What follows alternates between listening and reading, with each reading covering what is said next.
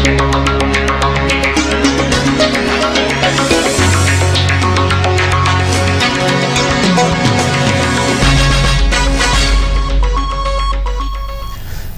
मैं हूं आनंद। आप देख रहे हैं चेतना टुडे। सबसे पहले एक नजर सुर्खियों पर।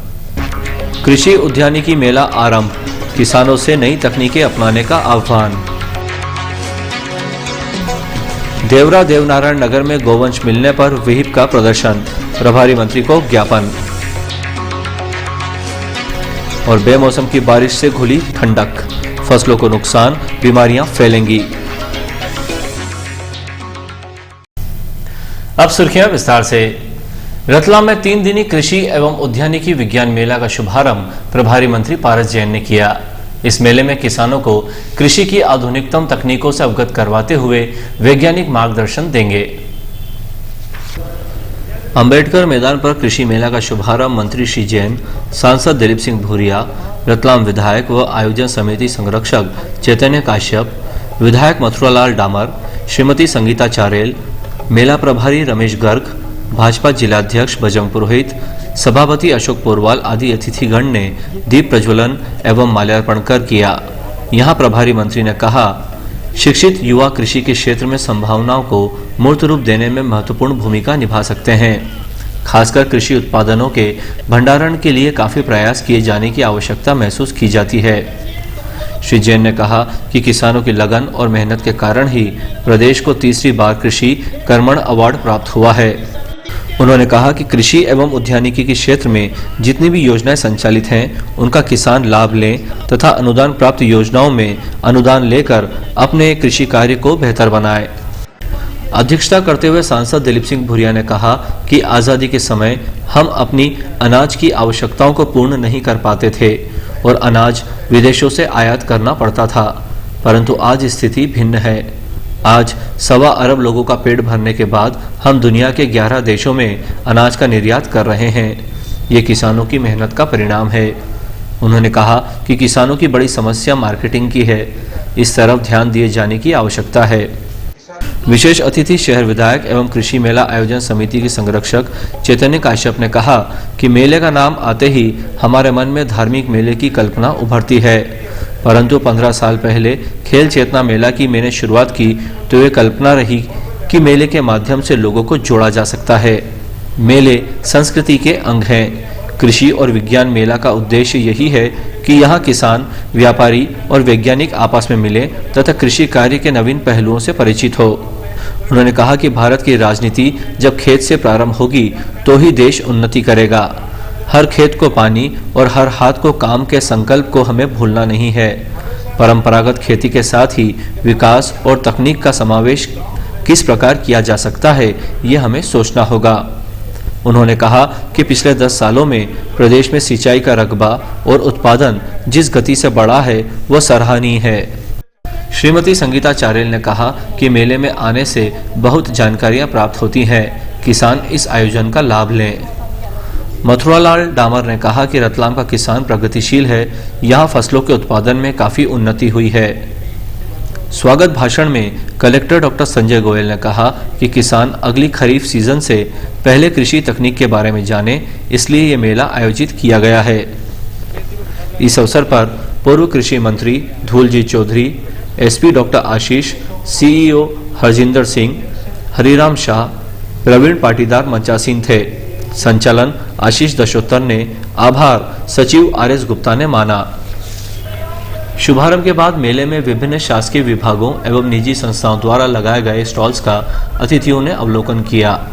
यहां उपस्थित किसानों से चर्चा कर उनकी रुचि को जाना।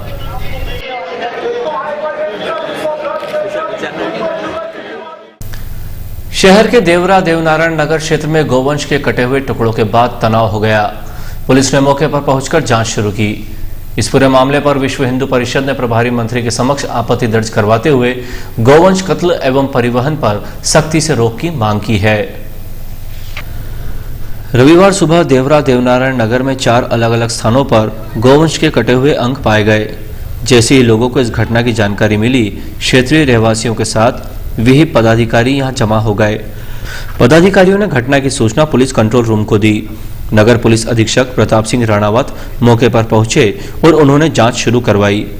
यहां मौजूद परिषद पदाधिकारियों ने उन्हें घटनाक्रम के संबंध में जानकारी दी। औद्योगिक क्षेत्र पुलिस जांच कर रही है। इसके बाद दोपहर में जिला मंत्री संतोष परमार के साथ संगठन के पदाधिकारियों का प्रतिनिधिमंडल प्रभारी मंत्री पारस जैन से विश्राम गृह पर मिला और ज्ञापन सौंपा। उन्होंने बताया कि मंदसौर नीमच से होकर रतलाम जिले की सीमा से आगे गोवंश का अवैध परिवहन होता है। इस दौरान नामली, बिलपाक एवं स्टेशन रोड पुलिस थाना क्षेत्र में कोई जांच नहीं होने के कारण अवैध परिवहनकर्ताओं को पुलिस कार्यवाही का भय नहीं है। इस स्थिति में लगातार चिंताजनक हालात निर्मित हो रहे हैं। चर्चा के दौरान उपस्थित जिलाधीश डॉक्टर संजय गोयल एवं एसपी डॉक्टर आशीष को प्रभारी मंत्री ने इस संबंध में सख्त कार्यवाही के लिए निर्देशित किया है। चालू सप्ताह में जहां लोगों ने गर्मी के बढ़ते तेवर को देखते हुए घरों में पंखे शुरू कर गर्म कपड़े संदूक में रख दिए थे, लेकिन रविवार को मौसम में एक बार फिर करवट ली और बेमौसम की बारिश के बाद लोग ठिठुरते देखे गए। तापमान का पारा भी लुढ़क गया। उत्तर भारत में पंजाब तथा हरियाणा सहित कई इलाकों में हल्की बारिश हुई तथा हिमाचल, कश्मीर घाटी और उत्तराखंड में बर्फबारी हुई, जिसका असर मालवा में भी देखा गया है। रतलाम में गुरुवार से ही मौसम में परिवर्तन लिया और ठंडी हवाएं शुरू हो गई थी।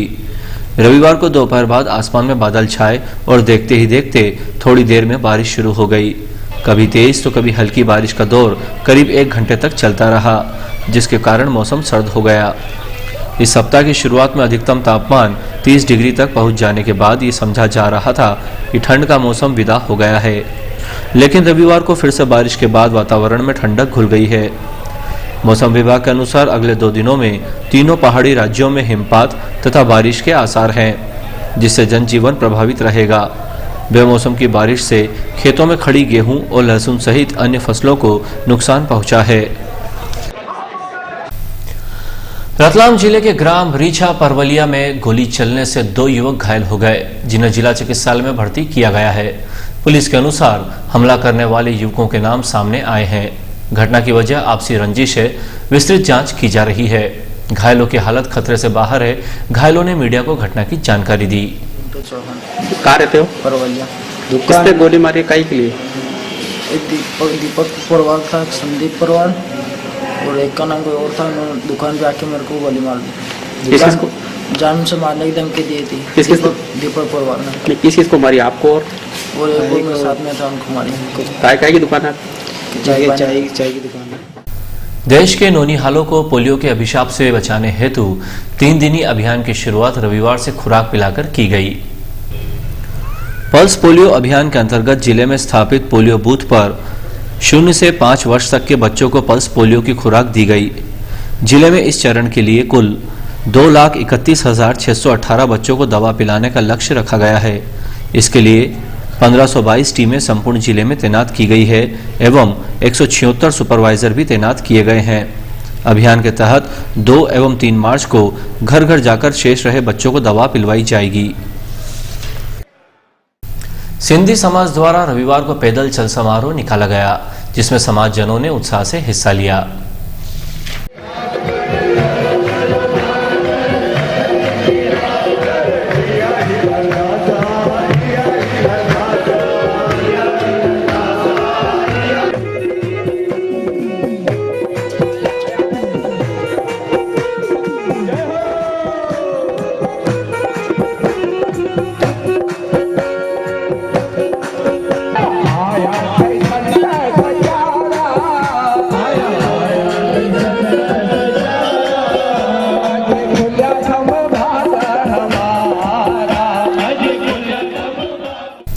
पश्चिम रेलवे के महाप्रबंधक एस.के. सूद ने स्पष्ट किया है कि सीएस के पूर्व उज्जैन फतेहाबाद ट्रैक ब्रॉडगेज नहीं हो पाएगा। उन्होंने ये जरूर कहा कि चित्तौड़गढ़ लाइन पर ट्रेन की स्पीड बढ़ाई जाएगी। पश्चिम रेलवे महाप्रबंधक जीएम सुनील कुमार सूद के शनिवार को हुए वार्षिक निरीक्षण में सुबह से शाम तक सब कुछ ठीक रहा, लेकिन निरीक्षण के अंतिम दौर में जीएम सूद रतलाम स्टेशन पर रेलवे इंजीनियर पर भड़क गए। इससे कुछ देर के लिए अधिकारियों में अफरा तफरी मच गई। निरीक्षण के दौरान जीएम ने डाउन यार्ड में प्लेटफॉर्म नंबर 7 की लाइन को मुंबई की डाउन लाइन से जोड़ने की योजना की जानकारी मांगी। जीएम ने रेलवे अस्पताल में अधिकारियों के लिए बनाए गए कक्ष का लोकार्पण कर अस्पताल की व्यवस्थाओं का जायजा लिया। जीएम ने लोको रनिंग रूम में भी 10 नए कक्ष का लोकार्पण किया। इस दौरान डीआरएम ललिता वेंकटरमन के अलावा विभाग के अधिकारी व कर्मचारी मौजूद रहे। श्री सूद ने मीडिया से चर्चा में कहा, एक्सप्रेस ट्रेनों की गति बढ़ाने पर विशेष ध्यान दिया जाएगा। इसके लिए छोटे स्टेशनों के स्टॉपेज को कम करने पर भी विचार किया जा रहा है। डबल इंजन लगाकर भी 150 से 170 किलोमीटर प्रति घंटा की स्पीड करने का प्रयास किया जाएगा। जीएम ने कहा कि सीएस के दौरान पर्याप्त ट्रेनें चलाई जाएंगी, लेकिन उज्जैन से फतेहाबाद के बीच अभी ब्रॉडगेज नहीं हो सकेगा।